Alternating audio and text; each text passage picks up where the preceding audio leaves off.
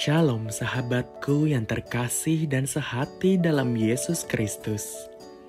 Jumpa lagi kita pada kesempatan kali ini.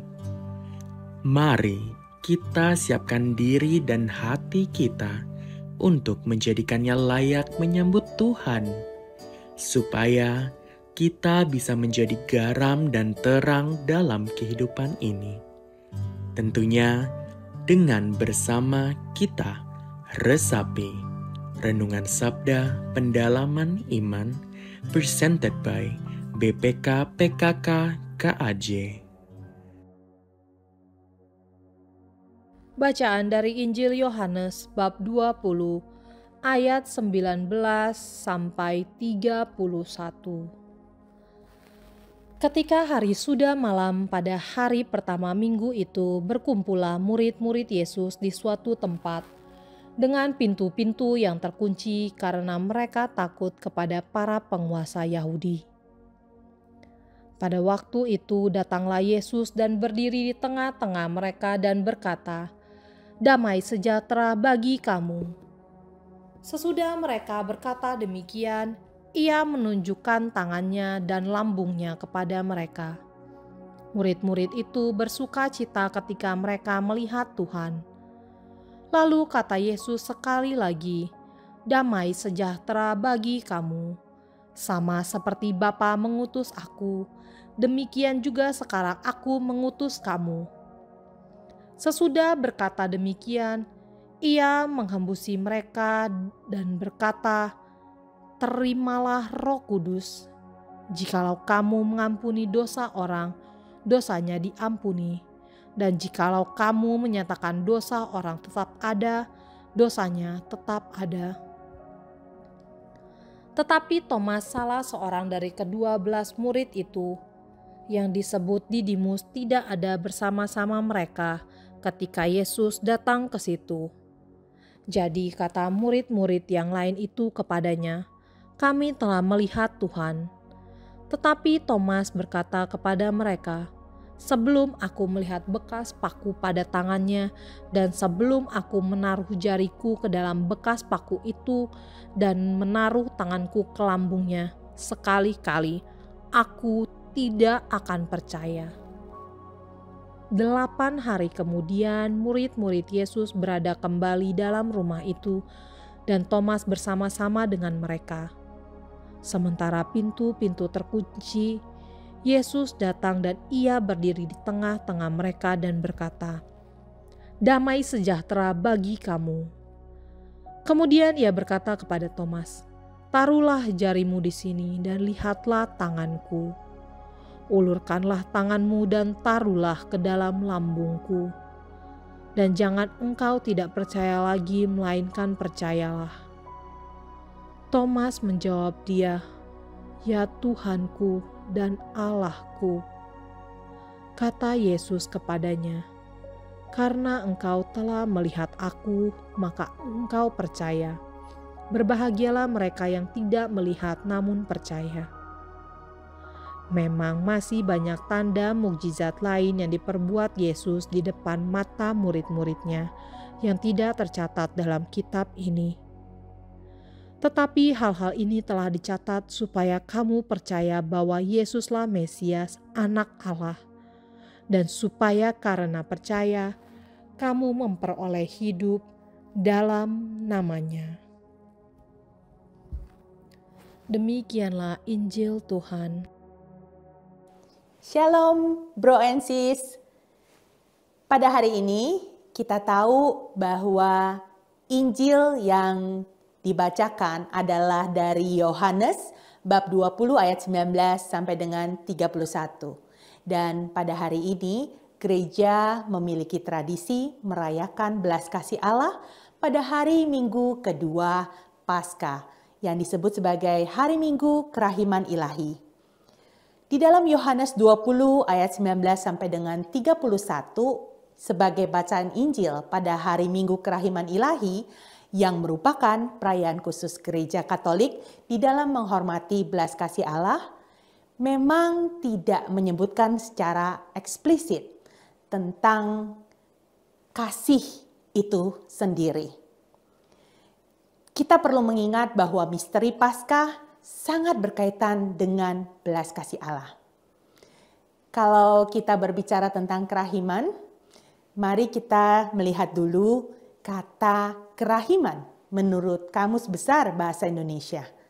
Kerahiman itu artinya bersifat belas kasihan, bersifat penyayang, yang adalah sifat Allah. Jadi memang benar, di dalam Yohanes 20 ayat 19 sampai dengan 31, tidak kita temukan sama sekali terminologi yang secara eksplisit mengungkapkan kasih.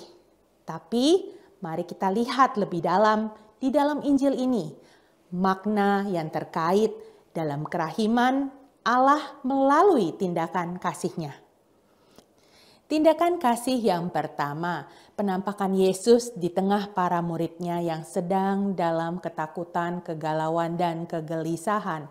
Yesus menampakkan diri kepada para murid-Nya. Ini menunjukkan belas kasih Yesus kepada murid-murid yang saat itu sedang merasa ketakutan dan merasa berdosa. Kenapa mereka merasa berdosa? Karena mereka merasa ketika saat mereka takut itu mereka menyangkal dan seperti meninggalkan Yesus. Tapi Yesus datang bukan untuk menghukum mereka.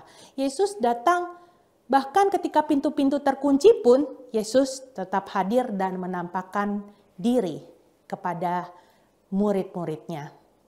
Jadi ini seperti perjumpaan Yesus dengan manusia ya. Walaupun manusia itu sudah berdosa, sudah melakukan kesalahan, tapi Yesus tetap mau datang atas inisiatifnya sendiri untuk berjumpa dengan manusia dan menyapanya. Nah, kita masuk ke dalam tindakan kasih yang kedua, yaitu sapaan Allah. Sapaan Allah kita baca di dalam teks itu, Allah mengatakan, damai sejahtera bagimu. Kita dapat temui di dalam bacaan teks Yohanes bab 20 ayat 19 sampai 31 ini ada 3 kali kata damai sejahtera yang merupakan sapaan Yesus kepada para murid-Nya. Jadi Tuhan Yesus datang dan hadir di tengah para murid-Nya yang sedang galau gelisah dan ketakutan serta adanya keraguan, di mana hal ini berpotensi untuk menimbulkan perpecahan di antara para murid-Nya. Tapi kehadiran Allah dan sapaannya mengatakan damai sejahtera bagimu. Nah, ini memberikan ketenangan, kedamaian bagi para murid-Nya. Seperti ketika kita sebagai manusia, perjumpaan dengan Allah dan sapaan Allah yang kita mau dengar itu bisa membawa damai sejahtera di dalam hati kita. Tindakan kasih yang ketiga itu adalah ketika Yesus memberikan tugas perutusan kepada para murid-Nya. Bro and sis, kalau kita nih ngasih tugas perutusan, tentunya terutama ketika kita mau memberikan tugas perutusan yang melakukan tugas seperti yang harus kita lakukan. Tentu kita nggak kasih ke orang yang sembarangan. Kita nggak mau dong nanti tugas-tugas yang harusnya kita lakukan itu dilakukan oleh orang yang salah, orang yang kita nggak kenal, akhirnya jadi berantakan. Berarti kan kita harus memberikan perutusan itu kepada orang yang kita kenal. Nah, bayangkan ketika Yesus memberikan tugas perutusan kepada para murid-Nya. Berarti Tuhan Yesus mengenali murid-Nya, dekat dengan para murid-Nya. Nah, inilah tanda kasih Yesus yang ketiga. Ketika Yesus memberikan tugas perutusan kepada para murid-Nya. Di ayat 21 dikatakan, sama seperti Bapa mengutus aku, demikian juga sekarang aku mengutus kamu. Dan tugas perutusan yang seperti apa? Itu ada di ayat 23, yaitu mengampuni dosa orang. Bro and sis, kita masuk ke dalam tindakan kasih yang keempat. Ketika tadi kita ngomong tindakan kasih yang ketiga, yaitu tugas Yesus memberikan tugas perutusan kepada para murid-Nya. Nah, di dalam tindakan kasih yang keempat, Yesus menghembuskan roh dan mengatakan, terimalah Roh Kudus kepada para muridnya. Ini ada di ayat 22. Jadi setelah Yesus memberikan tugas perutusan kepada para muridnya, dia nggak serta-merta meninggalkan begitu aja, tapi memberikan kekuatan kepada mereka. Memberikan mereka Roh Kudus untuk menyertai tugas perutusan yang diberikan kepada para muridnya itu. Lalu tindakan kasih yang kelima. Yesus menampakkan diri kepada Thomas. Perlu kita ingat kembali dari bacaan Injil tersebut, para murid yang saat itu sedang diliputi oleh perasaan takut dan gelisah. Mereka berkumpul di sebuah rumah dengan pintu-pintu yang terkunci. Namun Yesus datang. Tidak ada yang dapat menghalangi Yesus untuk menjumpai para muridnya yang saat itu sedang takut, gelisah, dan rasa keraguan-raguan yang berpotensi menjadi perpecahan di antara mereka. Yesus datang dan berjumpa dengan para muridnya. Perjumpaan dan interaksi Yesus dengan para murid dan juga dengan Thomas memperlihatkan bagaimana perjumpaan ini tidak sekedar menghapus kegelisahan, ketakutan, dan sikap ketidakpercayaan mereka. Perjumpaan ini juga menguatkan mereka sebagai suatu kesatuan, sekaligus mempersiapkan mereka untuk sebuah misi yang harus dijalankan bersama-sama dengan berani. Selain itu, bacaan Injil hari ini pun menunjukkan bahwa pengakuan dan pengalaman para murid akan Allah yang berbelas kasih selalu didahului oleh inisiatif Allah. Demikianlah bro and sis, kita juga dapat merefleksikan di dalam kehidupan kita. Di dalam relasi-relasi kita, persaudaraan, berkomunitas, hendaklah kita selalu dapat mengalami perjumpaan dengan Kristus. Mengenali kehadiran Kristus di tengah-tengah kita, para muridnya, sebagai pembawa damai sejahtera. Dan kita percaya tugas perutusan Tuhan yaitu mengampuni. Dan kita percaya kita pasti bisa karena kita yang percaya kepadanya. Diberikannya Roh Kudus yang memampukan kita untuk mengampuni. Jadi, hendaklah kita dapat mengikuti perintah Tuhan, kita mau tetap percaya dan bahwasanya perjumpaan dengan Tuhan dapat terjadi di mana saja, tidak terbatas ruang dan waktu. Ingat ya, ketika Yesus hadir di tengah para muridnya, kendati pintu-pintu semua terkunci. Sebagai muridnya, kita mau ikut kata Yesus, berbahagialah mereka yang tidak melihat namun percaya. Lalu bro and sis, siapa sih sebenarnya yang patut mendapatkan belas kasih atau kerahiman Allah itu? Paus Fransiskus di dalam pemberitahuan Jubileum luar biasa kerahiman, Misericordiae Vultus atau wajah kerahiman, menyatakan bahwa belas kasih Allah menjangkau semua orang, baik orang-orang beriman maupun mereka yang jauh dari iman. Oleh karena itu, belas kasih Allah dikatakan bersifat universal. Dalam terang Injil Yohanes bab 20 ayat 19 sampai dengan 31, keuniversalan kasih itu tampak dalam sikap Yesus yang tidak mengabaikan seorang pun. Ketika Thomas belum mengalami kehadirannya, ia kembali datang kepada para murid. Ia tidak ingin seorang pun hilang. Belas kasih itu pun di dalam Injil Yohanes bab 20 ayat 19 sampai dengan 31 dapat kita lihat di dalam kehadiran Yesus yang bangkit itu hadir di tengah para muridnya dengan sapaan damai yang disampaikannya. Lalu hembusan rohnya kepada para murid. Kemudian tawaran untuk melihat dan menyentuh bekas lukanya. Tugas perutusannya kepada para murid. Dan tugas perutusan kepada para murid itu membawa pengampunan dari Allah kepada dunia. Maka dari itu belas kasih Allah bersifat universal. Maka bro and sis, bacaan Injil hari ini sangat menarik. Dan bagi saya dapat merefleksikannya kembali bagaimana sikap dan perbuatan saya di dalam berkomunitas serta berelasi. Apakah saya sudah menjalankan tugas perutusan Tuhan dengan baik? Apakah saya masih meragukan Tuhan?